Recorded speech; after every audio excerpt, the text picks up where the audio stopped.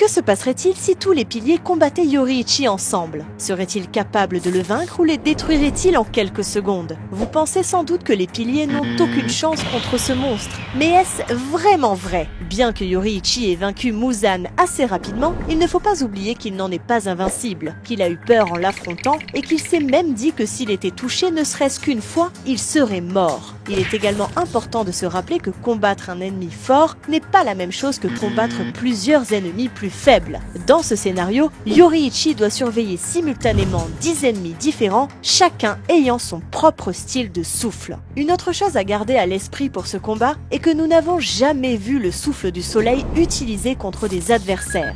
C'est sûrement le style de souffle le plus puissant pour combattre les démons, puisque le soleil est leur faiblesse naturelle. Mais aurait-il le même effet sur des piliers? Ok, avant de vous expliquer ce qui se passerait exactement dans ce combat, voyons rapidement s'il y a un pilier qui pourrait poser problème à Yoruichi. De tous les piliers de cette génération, la plupart ont une capacité unique ou plus d'un tour dans leur sac. Prenons l'exemple de Shinobu. Bien que sa force physique et sa vitesse soient loin d'égaler celle de Yoruichi, elle a un atout mortel dans sa manche, le poison. Grâce à lui, elle peut tuer n'importe quel démon très rapidement. Cela peut aller de quelques secondes pour les démons les plus faibles à 30 minutes ou plus pour les démons plus forts tels que Doma. C'est plutôt cool. Mais quel est le rapport avec Yoruichi? Shinobu est une experte en poison, comme nous l'avons vu lorsqu'elle a guéri Zenitsu d'un poison démoniaque mortel et qu'elle a aidé Tamayo à créer une drogue spécialement conçue pour affaiblir Muzan. Elle m'a même aidé à créer un poison d'abonnement spécial qui vous fera tous vous abonner instantanément à la chaîne. Ok, bon, le poison ne fonctionne pas vraiment, mais ce serait quand même bien que vous vous abonniez. Merci.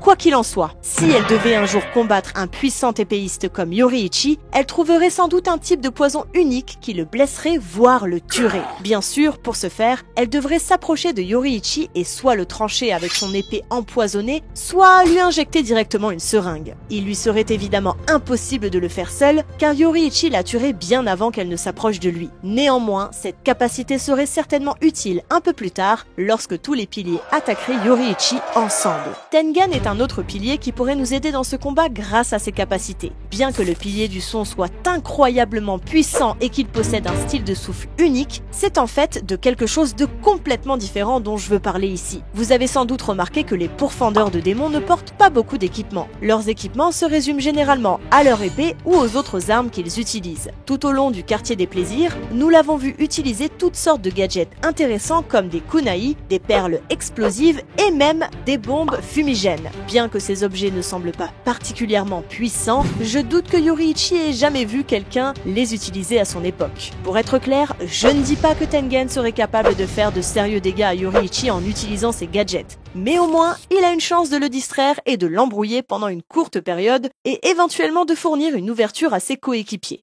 Créer une ouverture dans un tel combat est sûrement très important. Mais qui défendra les piliers contre les attaques follement puissantes de Yoruichi? C'est là que Giyu entre en jeu, mais pourquoi lui? En fait, Giyu peut faire deux choses pour aider les piliers à prendre l'avantage dans ce combat. Tout d'abord, dans l'épisode 20 de la saison 1, nous avons vu Giyu utiliser une technique de souffle de l'eau que nous n'avions jamais vue auparavant. Souffle de l'eau, 11e mouvement, accalmie. La raison pour laquelle je mentionne cela est que cette technique a été créée par Giyu lui-même et qu'aucun autre pilier à travers l'histoire ne l'a jamais utilisée. Cela signifie que Yoruichi ne connaît pas du tout cette technique et que Giyu réussira probablement à bloquer certaines de ses attaques. Vu la puissance de Yoruichi, je doute que le pilier de l'eau puisse se défendre longtemps, lui et les autres. Cette technique n'est pas impénétrable et même Akaza a réussi à la traverser à un moment donné. Quoi qu'il en soit, s'il parvient à retenir Yoruichi ne serait-ce que quelques secondes en l'utilisant, cela peut énormément aider les piliers dans cette bataille.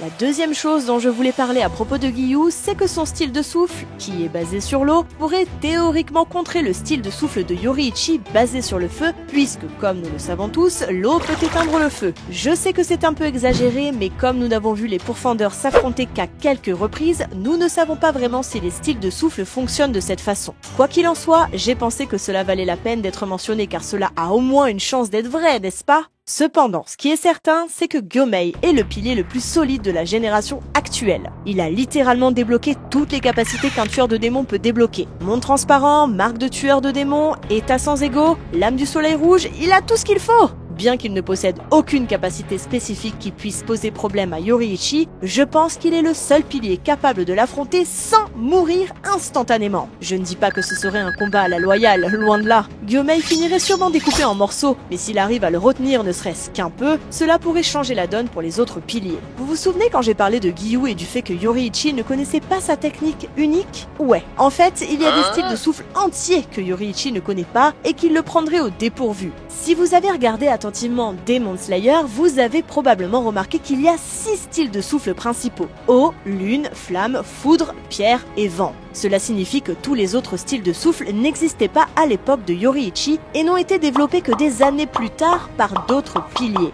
Ainsi, des styles comme la brume, l'amour et le serpent fonctionneraient probablement très bien sur Yoruichi et le perturberaient car il ne les a jamais vus auparavant. Le style de combat de Mitsuri est probablement celui qui surprendrait le plus Yoruichi, car il ne s'attendrait pas du tout à ce que son épée soit flexible comme un fouet. Les deux seuls piliers que je n'ai pas mentionnés jusqu'à présent sont Rengoku et Sanemi. La raison en est que je ne pense pas qu'ils aient quelque chose d'unique à apporter dans cette bataille, mais cela ne veut pas dire qu'ils ne pourront rien faire pour nous aider. Ces deux-là sont des combattants offensifs phénoménaux. Et même si leurs capacités ne surprendront pas Yoruichi, s'ils parviennent à le prendre au dépourvu, ils peuvent lui infliger de sérieux dégâts. D'accord, après avoir couvert toutes les forces des piliers et les choses qui pourraient les aider dans cette bataille, il est enfin temps de poser la question la plus importante. Est-ce que tous les piliers réunis seraient capables de vaincre le plus puissant des tueurs de démons, Yoruichi Tsugikuni? Pour que cette bataille soit aussi divertissante que possible, nous supposerons que Yoruichi et les piliers soient au sommet de leur puissance. Cela signifie que Rengoku et Tengen seraient toujours membres du corps des pourfendeurs et que tous les autres soient aussi puissants qu'ils l'étaient dans l'arc du château de l'infini. Ce qui signifie que la plupart d'entre eux auraient leur marque de tueurs de démons ainsi que toutes les autres capacités éveillées. Alors que le combat final commence, les piliers ne perdent pas de temps et foncent immédiatement sur Yoruichi. Tandis que Yoruichi s'apprête à les attaquer, Tengen lance ses bombes fumigènes qui surprennent complètement l'utilisateur de souffle du soleil. Alors que la poussière se dissipe, les piliers ont maintenant complètement encerclé Yoruichi et se préparent à le frapper. Bien qu'ils aient réussi à s'approcher, ce n'est pas une bonne chose pour eux car cela signifie également que Yoruichi est proche d'eux et qu'il peut les attaquer à tout moment. Je tiens à rappeler que même si cela ne semble pas être le cas, Yoruichi n'est qu'un humain et ne peut pas régénérer son corps s'il est touché. Cela signifie que même un seul coup direct avec l'un des styles de souffle peut lui être fatal. Bref, revenons au combat. Chaque pilier prépare son attaque, mais avant qu'il ne puisse porter le moindre coup, Yoruichi active rapidement le souffle du soleil, miroir, brûlant, écarlate, qui taillade simultanément tous les piliers et les envoie valser au loin. Même si cette attaque n'est pas assez puissante pour les tuer tous instantanément, elle leur fera sûrement comprendre qui ils affrontent et qu'un seul faux mouvement pourrait leur coûter la vie. Certains piliers entreraient dans le monde transparent afin de voir plus clairement les mouvements de Yoruichi, tandis que les autres entrechoqueraient leurs armes les unes avec les autres pour les rendre rouges vifs. Avec toutes leurs capacités les plus puissantes activées, ils se précipitent à nouveau sur Yoruichi pour tenter de l'achever rapidement. Bien qu'il soit impossible de suivre 9 adversaires de haut niveau simultanément, nous parlons ici de Yoruichi. Cet homme a exécuté littéralement les 12 techniques de souffle du soleil et frappé tous les organes vitaux de Muzan avant même que le démon ne se rende compte de ce qui lui arrivait. La situation serait probablement similaire ici. Yoruichi tranchant rapidement chaque pilier avec une forme de souffle du soleil différente avant même qu'il ne puisse réagir. Avec tous les piliers maintenant gravement blessés, la situation semble désespérée pour eux. Cependant, ce sont les piliers dont nous parlons ici. Et s'il y a une chose qu'ils savent faire, c'est repousser leurs limites absolues. Les guerriers restants se relèvent, prêts à affronter Yoruichi. Ils se rendent compte que s'ils veulent l'approcher sans mourir, ils doivent mieux coordonner leurs attaques et utiliser leurs capacités de manière plus stratégique. Cette fois, Giyu est le premier. À côté de lui se trouve Obanai, qui utilise ses incroyables capacités de perception pour guider les autres afin d'éviter les attaques de Yoruichi, ainsi que Muichiro, qui essaie de distraire Yoruichi en créant un épais brouillard derrière lui. Derrière eux se trouvent tous les autres piliers, prêts à attaquer Yoruichi de front dès qu'ils en auront l'occasion. Yoruichi prépare une fois de plus sa capacité de souffle du soleil et saute vers les piliers. Cependant, cette fois-ci, Giyu part en premier et active sa technique accalmie afin de faire gagner du temps aux autres. Cela ne leur donnera que quelques secondes car l'immense puissance de Yoruichi submergera rapidement Giyu et brisera sa technique. Cependant, immédiatement après la chute de Giyu, Muichiro active son mouvement final et crée une brume épaisse autour de Yoruichi, obscurcissant complètement sa vision.